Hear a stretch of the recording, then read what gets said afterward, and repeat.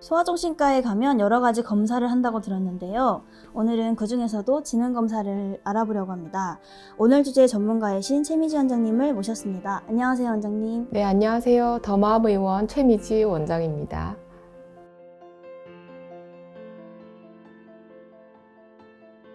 (24개월) (18개월) 이런 친구들은 주로 발달이 늦지 않은지, 말이 늦지 않은지, 발달이 좀 전반적으로 늦은 경우 걱정을 해서 많이 오시는 것 같아요. 그리고 초등학교 다니는 아이까지는 지능검사가 이제 가장 궁금해 하시는 부분인 것 같고요. 지능검사는 이제 인지 쪽 영역만 보기 때문에 정서적인 영역까지 다 합쳐서 종합심리검사 자체를 아예 전체를 다 문의하시는 분도 있어요. 최소한 만 4세는 돼야지 이제 윕시라는 검사가 가능하고, 더 정확하게는 이제 위스크라는 어린이들이 하는 검사가 있는데 그건 만 6세가 돼야지 가능합니다. 결과지는 그럼 언제 받을 수 있는 거예요? 결과는 이제 1점, 2점, 3점 이렇게 채점하는 게 아니고, 선생님이 심도 깊게 뭐 아이가 여기서는 왜 머뭇거렸는지, 이거는 어떻게 추론을 했는지 하나하나 그 관찰한 것까지 보고서에 다 포함되기 때문에 한 일주일 정도 결과를 받아보시는데 시간이 걸린다고 보면 돼요. 많은 분들이 좀 오해하고 계신데, 약물 치료가 들어가야만 이제 정신과 기록이 남는 거고, 그 이전에 검사나 상담만으로는 기록이 전혀 남지 않는다고 보면 됩니다. 그러면 지능검사에 IQ 지수도 나와나요?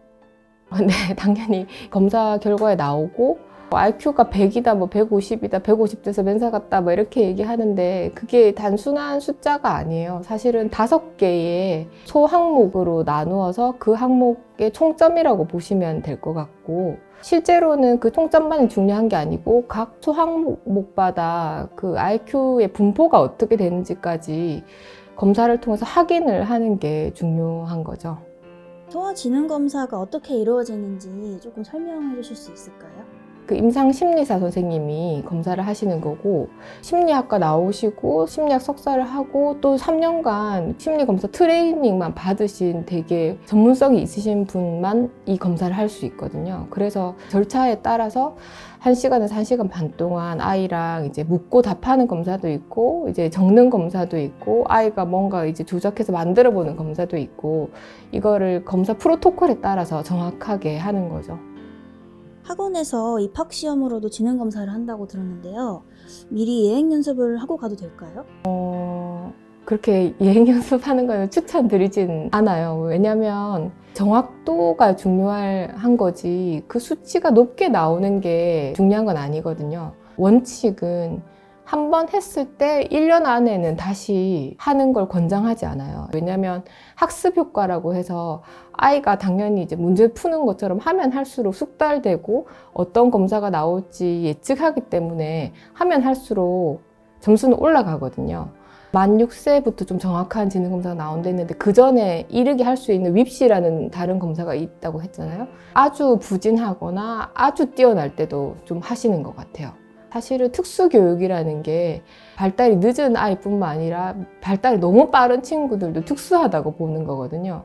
그래서 우리 일반적인 교육은 평균에 가까운 아이들에게 맞춰져 있기 때문에 너무 뛰어난 아이들도 이제 특수교육의 대상으로 보는 거죠. 그럴 때 그 아이들을 이제 선택하기 위한 목적으로 지능검사를 하기도 하는 것 같아요. 소아지능검사의 결과를 통해서 학습 능력 이외에도 알 수 있는 것들이 있을까요? 아까 말한 그 소항목이 있다고 했잖아요. 그 소항목을 보면 생각보다 많은 것들이 나와요. 예를 들면 뭐 처리 속도가 떨어진 경우에는 사실 ADHD 가능성이 좀 크다고 보고, 그러니까 이제 지능을 검사하려고 했다가 반대로 ADHD 가능성이 있지 않을까 이렇게 역추적을 하기도 하고, 우울이나 불안이 심할 때, 감정적인 로딩이 있을 때 아이들이 처리 속도가 많이 떨어져요. 처리하는 속도가 떨어지면서 그게 이제 지표로 나오는 거죠. 감정적인 어려움 때문에 IQ가 일시적으로 낮게 나온 건데, 아이의 상태를 전반적으로 이제 잘 평가할 수 없는 사람이 단순히 그 수치만 봤을 때는 우울한 아이한테 지능이 낮은 아이라고 이렇게 판단을 해버릴 수가 있는 거죠. 그렇기 때문에 태도나 정서까지 종합적으로 볼 수 있는 사람이 평가를 해야지 제대로 된 판단이나 해석이 가능하다고 할까요? 그 IQ에 대해서. 혹시 그러면 아이의 지능을 나중에 높여줄 수 있는 방법이 있을까요?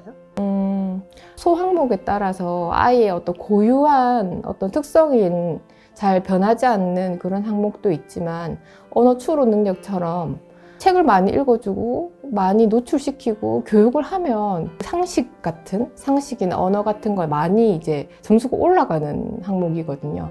충분히 이제 엄마가 신경을 쓰고 아이가 또 재밌게 공부하고 이렇게 하면 얼마든지 올라갈 수 있는 거죠. 부모님들이 이 결과를 보고 어떻게 받아들이실지가 조금 궁금한데요. 그 면에 있어서 조금 조언을 해주실 수 있다면 어떤 게 있을까요? 그 수치를 어떻게 해석하고 판단하느냐가 전문가의 몫이거든요. 아이의 전반적인 발달 상태나 정서 상태까지 같이 판단을 하기 때문에 이 점수가 가변적이고 지금 일시적으로 떨어져 있을 것이다, 아니면 이거는 이제 고정되어 있을 것이다, 이렇게 판단을 할 수 있는 전문가의 어떤 해석이 이 단순한 점수 자체보다 더 중요하다고 볼 수 있죠. 오늘 주제에 대한 친절한 설명 감사드립니다. 마지막으로 이 영상을 보고 계시는 부모님들께 꼭 전하고 싶은 말씀이 있으시다면 부탁드리겠습니다. IQ가 중요하긴 하지만 IQ로 아이를 판단하시면 안 돼요. 네. 행복을 결정하는 건 성적 순위 아니니까요. 네.